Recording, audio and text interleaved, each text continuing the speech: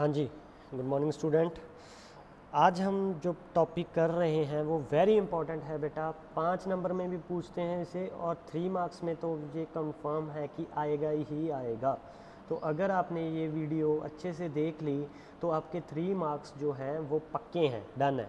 ठीक है, तो इलेक्ट्रिक फ्लक्स, फ्लक्स क्या होता है किसी भी चीज़ का बेटा? फ्लक्स में आप बताते हो कि इलेक्ट्रिक फील्ड लाइंस जो हैं वो पास कर रही हैं पर्टिकुलर एरिया में से या पर्टिकुलर सरफेस में से, वो कितनी निकल रही हैं। ठीक है, कितना उसका फ्लक्स है, कितनी उसकी स्ट्रेंथ है। ठीक है, तो electric flux linked with, electric flux जो है लिंक्ड विद किसके साथ बेटा? Any surface, any surface. वो सरफेस क्या हो सकता है? कोई भी सरफेस हो सकता है।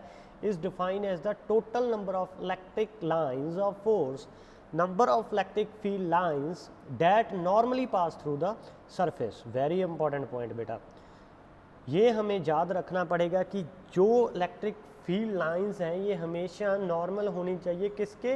वो वाले सरफेस में से जिसके बीच में से ये पास आउट कर रहे हैं।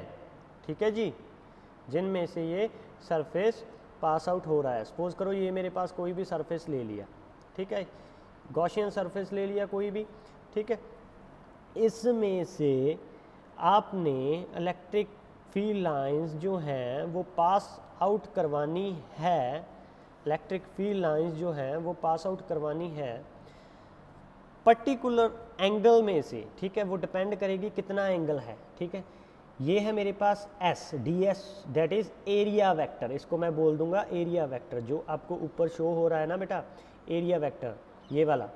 ठीक है, इसका मतलब क्या होता है कि that area, that particular area जहाँ से मेरे पास कोई भी जो इलेक्ट्रिक फील्ड लाइंस निकलती हैं। ठीक है जी, तो इसका फॉर्मूला होता है मेरे पास E dot D S, D phi is equal to E dot D S, जो है वो इलेक्ट्रिक फ्लक्स का फॉर्मूला है। अगर इसको स्केलर में मैं लिखूं तो कैसे लिख सकता हूं बेटा? ई डी एस कॉस थीटा। ठीक है, इलेक्ट्रिक फ्लक्स। ठीक है, तो इसी के बेस के ऊपर आगे मेरे पास आ गई गॉस थ्योरम। आगे मेरे पास क्या आ गई बेटा? Gauss theorem, very important. इसकी अगर हम एप्लीकेशन करेंगे, ठीक है, गॉस थ्योरम, गॉस थ्योरम ने मेनली क्या बताया कि द सरफेस इंटीग्रल, यहाँ पे आएगा क्लोज्ड सरफेस इंटीग्रल। ठीक है, यहाँ पे जो सरफेस इंटीग्रल है कोई भी क्लोज्ड ले लिया मैंने, ठीक है, कोई भी क्लोज्ड सरफेस इंटीग्रल ले लिया of the electric field intensity यानी E over any closed hypothetical surface. Hypothetical का मतलब होता है झूठा मूठा जा, है ना, कोई भी इसको बोल देते हैं, गॉसियन सरफेस भी बोल देते हैं। In a free space is equal to 1/एप्सिलॉन टाइम, जो कि कांस्टेंट है मेरे पास, times the net charge enclosed within the surface. उस सरफेस में जितना चार्ज है, नेट चार्ज है, उसको उसकी वजह से जो गॉसियन सरफेस आया और electric field line pass out होगी पर्टिकुलर पॉइंट में से, तो वो किससे होगी आपके पास? गॉस थ्योरम से। That is phi E, flux linked with it is integral multiple of E dot D S. किसके इक्वल है बेटा? क्यू बाई एप्सिलॉन नॉट के। यहाँ मैंने लिखा 1/एप्सिलॉन summation I is equal to 1 से लेके n क्यू आई। क्यों लिखा बेटा ये? क्योंकि ये क्यू आई की वैल्यू जो है, नेट वैल्यू है चार्ज की, वो कितनी भी हो सकती है 1 से लेके n तक। इज इट ओके बेटा? आपने ओनली क्या करनी है? डेफिनेशन, बस, और कुछ नहीं करना। ठीक है, प्रूफ वगैरह आपके सिलेबस में नहीं है, ओनली डेफिनेशन। फ्लक्स की डेफिनेशन क्या होती है? ये स्केलर क्वांटिटी है या वेक्टर क्वांटिटी है? गॉस थ्योरम की डेफिनेशन एंड ये वाला फॉर्मूला आपने याद रखना है। उसके बाद आगे बेटा इसकी एप्लीकेशन, जो कि वेरी इंपॉर्टेंट है। एप्लीकेशन 3 इसकी बेटा एप्लीकेशन है, ये वाली वेरी इंपॉर्टेंट बेटा। फर्स्ट वन है electrical field intensity due to an infinitely long straight charged wire. ठीक है, इसमें क्या लोगे आप? एक वायर ले ली, कोई भी कंडक्टर की तरह बिहेव करती है। आपको पता है कि जो वायर है वो एज अ कंडक्टर बिहेव करेगी। ठीक है, तो कंडक्टर में से कभी भी इलेक्ट्रिक फील्ड लाइन जो पास आउट नहीं होती, ये वायर ले ली, पॉजिटिवली चार्ज बीच में से जा रही है, ठीक है। इसमें जो भी मेरे पास इलेक्ट्रिक फील्ड लाइंस बनेंगी वो रेडियली आउटवर्ड होगी, लाइक दिस वन, ठीक है। ये क्या शो कर रहा हूँ बेटा मैं, ई, इलेक्ट्रिक फील्ड लाइंस, यानी क्या है, ये परपेंडिकुलर है, ठीक है। इसके अराउंड ऐसे ही नीचे भी होगी बेटा सिमिलरली, ठीक है। सिमिलरली दिस साइड आल्सो, ठीक है। इलेक्ट्रिक फील्ड लाइन, यहीं पे बच्चों को कन्फ्यूज़न होती है कि सर हम इलेक्ट्रिक फील्ड कहाँ से लगाएं, तो आपको मैंने जो डायग्राम बताई थी 4-5 वो अच्छे से आपको पता होना चाहिए कि जो पॉजिटिव चार्ज हो तो रेडली आउटवर्ड होता है, नेगेटिव चार्ज हो रेडली इनवर्ड हो। जब कंडक्टर लोगे तो परपेंडिकुलर होगी, वो 90 डिग्री का एंगल बनाएगी with respect to itself and outward होगी रेडली, ठीक है।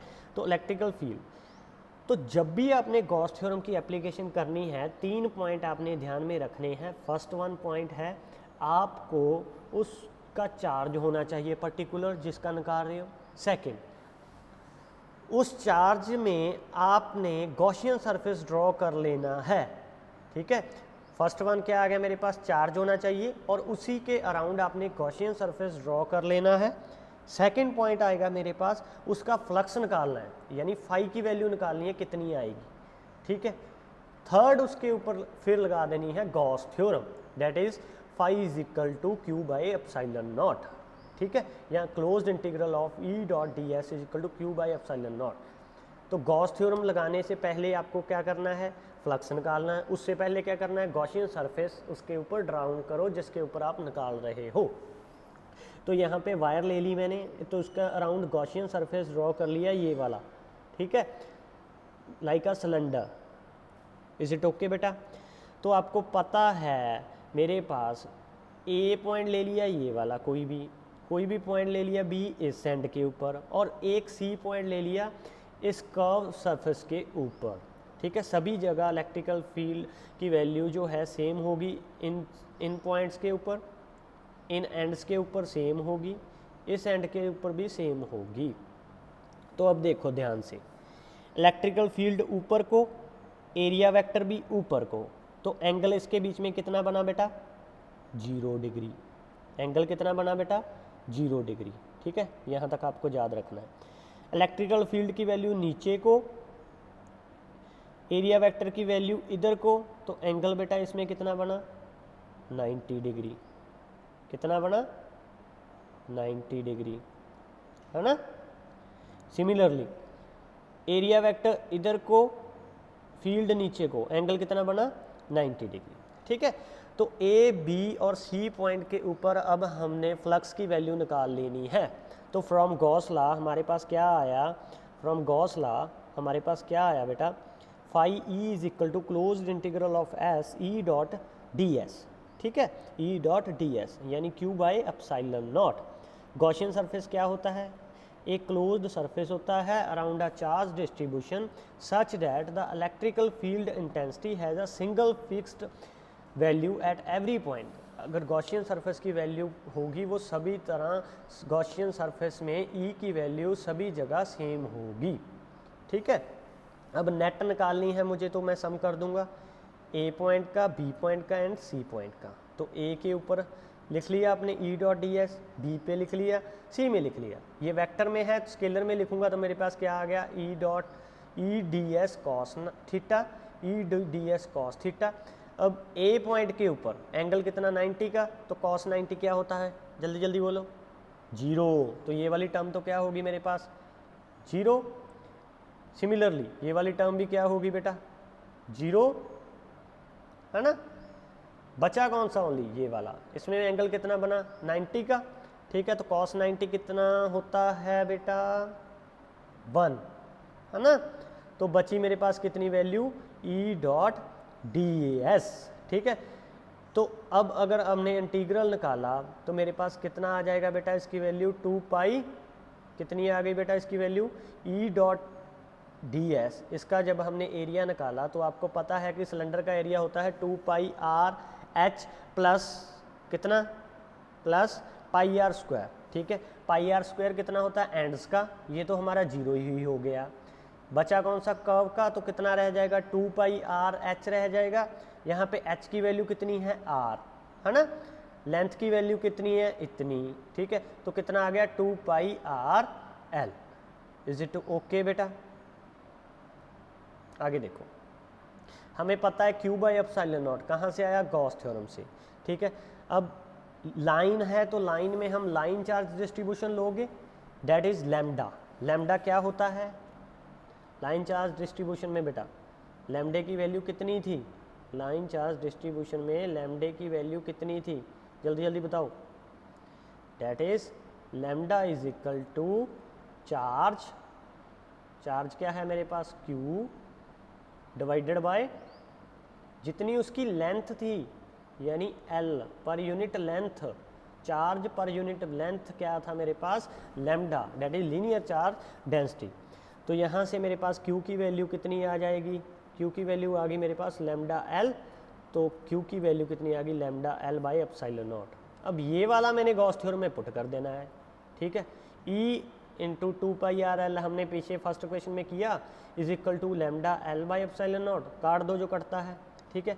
क्या क्या कटेगा बेटा? L से L गई, L से L गई, है ना, 2π नीचे आ गया, तो E is equal to 1/2π epsilon naught lambda by R, ठीक है। अब यहाँ पे मैंने 4 करना है कांस्टेंट बनाने के लिए, तो 2 से मल्टीप्लाई कर दिया, 2 से डिवाइड कर दिया, 1/4π epsilon naught 2 lambda by R. ये आपके पास रिलेशन आ गया फर्स्ट। भूलोगे तो नहीं बेटा? ये फर्स्ट रिलेशन आ गया। अगर वेक्टर फॉर्म में लिखना है तो साथ में यूनिट वेक्टर मल्टीप्लाई हो गया। The direction of electrical field intensity is radially outward. Outward होगी कब? जब आपके पास पॉजिटिव लाइन चार्ज होगा, अगर नेगेटिव हुआ तो इनवर्ड होगी। इज इट ओके बेटा? तो फर्स्ट एप्लीकेशन आपकी क्लियर है। Second, electrical field intensity due to a plane sheet charge. अगर प्लेन शीट की बात करें हम, प्लेन शीट की अगर बात करें हम, तो कैसे होगा बेटा? उसमें आपने क्या लेना है? एक प्लेन शीट ले ली, पॉजिटिवली चार्ज्ड है कोई भी, ठीक है। सपोज करो आपने पेपर ले लिया कोई भी, ठीक है। पेपर में से इलेक्ट्रिकल फील्ड लाइंस निकलेंगी, पेपर में से इलेक्ट्रिकल फील्ड लाइन निकलेंगी, है ना। वो कैसी होंगी बेटा? Like this one. ये एक पॉजिटिवली है 3D में, देखो बेटा, तो इलेक्ट्रिकल फील्ड लाइन किधर को जाएंगी? बाहर को। इधर की भी किधर जाएंगी? बाहर को बेटा, रेडियली आउटवर्ड, जिसका क्या होगा? परपेंडिकुलर 90 डिग्री के ऊपर, ठीक है। इसका भी अब आपने गॉसियन सरफेस ड्रॉ कर लिया। सपोज करो इस पर्टिकुलर पॉइंट के ऊपर, ए पॉइंट के ऊपर मैंने निकालना है कि कितनी होगी इसकी वैल्यू, ठीक है, कितनी वैल्यू है, ठीक है। तो आर डिस्टेंस के ऊपर सपोज करो ये पड़ा है, ठीक है। सेम जैसे पहले में किया वैसे ही दूसरे में करते हैं हम, ठीक है। लेकिन उससे उल्टा है, ये ऑपोजिट है। उसमें फील्ड ऊपर को थी, उसमें फील्ड ऊपर को थी, इसमें किधर को है? This side. बस, और कुछ नहीं करना। उसमें एंड्स 0 हो गए थे, इसमें क्या 0 हो जाएगा बेटा? ये वाला, क्योंकि इनमें कर्व में एंगल कितना बन गया? 90 डिग्री, ठीक है। उसमें ये बचता था, इसमें कौन से बचेंगे? A point as well as B point, 2 point बच गए, ठीक है। तो सेम आपने पहले क्या करना है? प्लेन शीट ली, उसके अराउंड एक गॉसियन सरफेस ड्रॉ कर लिया, ये वाला, ठीक है, ये वाला, है ना।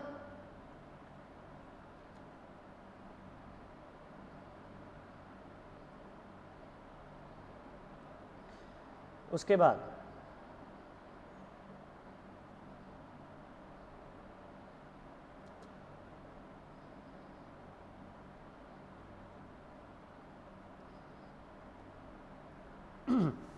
सॉरी बेटा, उसके बाद फाई की वैल्यू हमने फ्लक्स निकालना है ए पॉइंट के ऊपर, बी पॉइंट के ऊपर एंड सी पॉइंट के ऊपर, ठीक है। तो आपको पता है ए पॉइंट के ऊपर कितना आ जाएगा बेटा? E dot D s cos 0, है ना। यहाँ पे आ जाएगा E dot D s cos 0 B के। सी के ऊपर क्या आ जाएगा? E dot t s cos 90। Cos 90 कितना होता है? 0। तो ये तो 0 हो गया, बचे ओनली ए एंड बी, तो इनको आप ऐड अप कर लोगे, डेट इज़ 2e हो जाएगा D S. Is it okay बेटा? Is it okay? अब एंड्स हैं, तो एंड्स की वैल्यू आपको पता है, एरिया निकालना है, ये वाला तो 0 ही हो गया, 2πr/h_l वाला, बचा ओनली एंड्स वाला, तो इसका फार्मूला होता है πr², πr², ठीक है। तो Q is equal to by epsilon naught, Gauss theorem. अब यहाँ पे आपने सरफेस लिया तो क्या लोगे, sigma surface charge density, surface charge density क्या लिया बेटा यहाँ पे, सिग्मा सरफेस चार्ज डेंसिटी, जिसकी वैल्यू क्या होती है, जल्दी जल्दी बोलो क्या होती है जिसकी वैल्यू, सिग्मा किसके इक्वल होता है जी, सिग्मा इज इक्वल टू किसके, Q बाय एरिया, यानी सरफेस एरिया, है ना, Q by surface area. Is it okay बेटा, any doubt?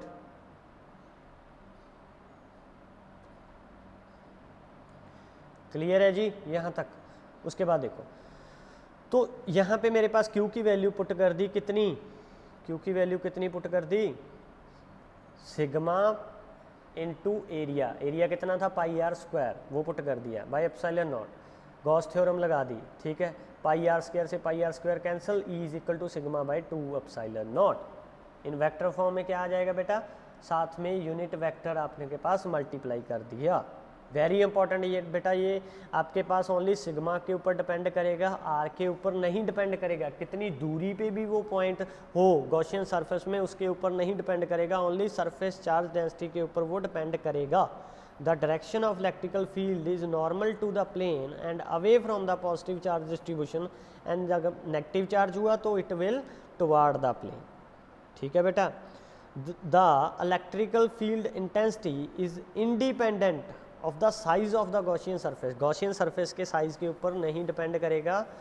It neither depends on the distance of point of consideration nor the radius of the cylindrical surface, ना ही वो किसके ऊपर depend करेगा, distance के ऊपर, ना ही वो सिलेंड्रिकल सरफेस के ऊपर डिपेंड करेगा कितनी दूर है वो रेडियस, ओनली किसके ऊपर डिपेंड करेगा, सरफेस चार्ज डेंसिटी के ऊपर। इज इट ओके बेटा, ठीक है।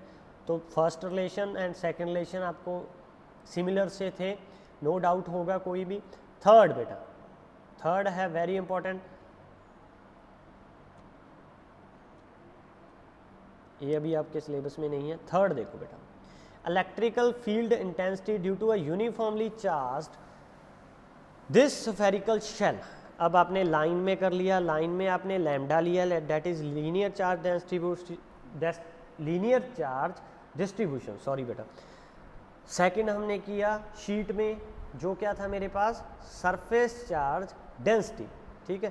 थर्ड में अब आप करोगे शेल में बेटा, शेल में क्या लोगे, वॉल्यूम चार्ज डिस्ट्रीब्यूशन, ठीक है।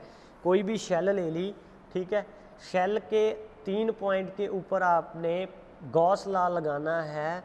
एक तो पॉइंट आउटवर्ड जब बाहर होगा, ठीक है, ये वाला, एक पॉइंट इनवर्ड जब अंदर होगा बिल्कुल, ठीक है, एक पॉइंट जब ऊपर सरफेस के, ठीक है। एक पॉइंट तो P के ऊपर निकालना है, एक इस पॉइंट के ऊपर निकालना है, और एक जब इसके भी अंदर होगा वो हमने निकालना है। एक शेल ले ली, ठीक है, स्फीयर ले लिया, पॉजिटिवली चार्ज है, आपको दिख रहा है पॉजिटिवली चार्ज होगा ये सारा, ठीक है।